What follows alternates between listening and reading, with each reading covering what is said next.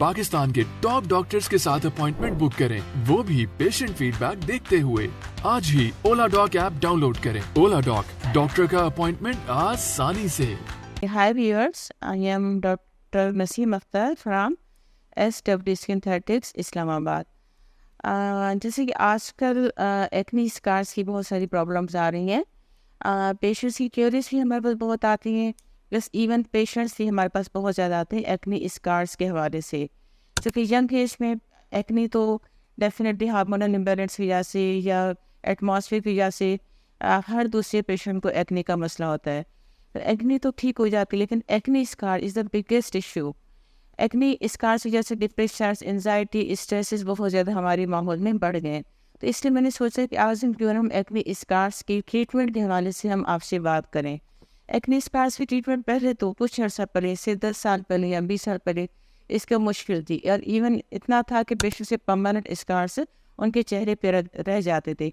अब अल्लाह का शुक्र है, अल्हम्दुलिल्लाह आजकल के दौर में ऐसी ट्रीटमेंट्स आई हैं कि जो एक्नी स्कार्स टोटली परमानेंटली ठीक हो जाते हैं और पेशेंट्स हैप्पी हो जाते हैं। इसलिए आप लोगों को ये बताना ज़रूरी है कि एक्नी स्कार्स अगर किसी को भी हैं तो उससे परेशान होने की, टेंशन लेने की, एंजाइटी में आने की, डिप्रेशन में आने की बिल्कुल भी आपको ज़रूरत नहीं है। आप आएँ, किसी भी डॉक्टर के पास जाएँ, किसी डर्मेटोलॉजिस्ट के पास जाएँ, किसी एस्थेटिक फिजिशियन के पास जाएँ। आपका जो मसला है एक्नी स्कार्स का, ये इंशाल्लाह टोटली परमानेंटली हल हो जाएगा। इसमें एक्नी स्कार्स के हवाले से, ट्रीटमेंट के हवाले से मैं बात करूँगी कि इसमें एक प्रोसीजर नहीं है कि जिससे हम कहें कि आप आ जाए, मैंने आपको क्रीम्स लिख के दी और एक्नी स्कार्स ख़त्म हो गए। नहीं, ऐसा बिल्कुल भी नहीं है। एक्नी स्कार्स में ठीक है, हम आपको कुछ फेस वॉशेस भी देते हैं, प्लस एक्नी स्कार जेल्स भी देते हैं, लेकिन इसका परमानेंट हल के लिए हमें कुछ प्रोसीजर्स करने पड़ते हैं। इस प्रोसीजर से हम लोग करते हैं कि सब्सिजन। पहले तो पेशेंट के फेस को हम नम क्रीम लगा के नम कर लेते हैं। उसके बाद गहरी गड़ी है, जैसे स्कार्स होते हैं, कुछ स्कार्स कम होते हैं, कुछ स्कार बहुत डीप होते हैं, जो बहुत बहुत मतलब पेशेंट्स को बुरे लगते हैं, दिखने में भी पेशेंट अगली लग रहा होता है और पेशेंट डिप्रेशन में शिकार होते हैं। जो जिनमें गड़ी होते हैं स्कार्स में, उनको फिर हम सब्सिजन करते हैं। सब्सिजन करने के बाद हम उनको माइक्रो निडलिंग भी करते हैं। ये भी एक दफ़ा का प्रोसीजर नहीं है, इसमें 4 to 6 सेशंस रिक्वायर्ड होते हैं। अच्छा, 4 to 6 सेशंस के बाद मोस्टली 80 to 90% तो स्कार्स ख़त्म हो जाते हैं, लेकिन समटाइम्स हम 8 सेशन से भी जाते हैं, सब्सिजन प्लस माइक्रो निडलिंग। अच्छा, इसके बाद अगर समटाइम्स पेशेंट में 20 to 30% अभी भी स्कार्स रहते हैं, तो भी वरीड होने की ज़रूरत नहीं है और ना ही परेशान हो आप। उसके अलावा भी हमारे पास काफ़ी सारे हल हैं। और इसके बाद हम लोग करते हैं, आजकल हम मोनोथ्रेड्स भी करते हैं। जिनके एक्नी स्कार्स कुछ हील हुए हैं, कुछ नहीं हुए, बिल्कुल टोटली स्मूथ स्किन चाहिए, तो हम उसमें मोनोथ्रेड्स करते हैं।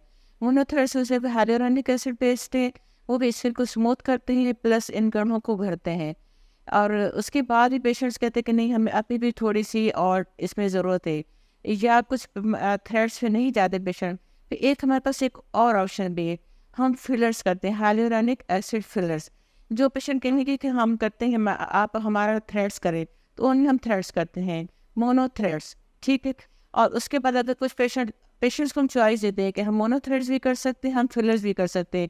अगर आपका पेशेंट विलिंग है मोनो थ्रेड्स के, तो मोनो थ्रेड्स करते हैं, वो भी 1 या 2 मरतबा के सेशंस में इंशाल्लाह बहुत ज़्यादा फ़र्क पड़ जाएगा।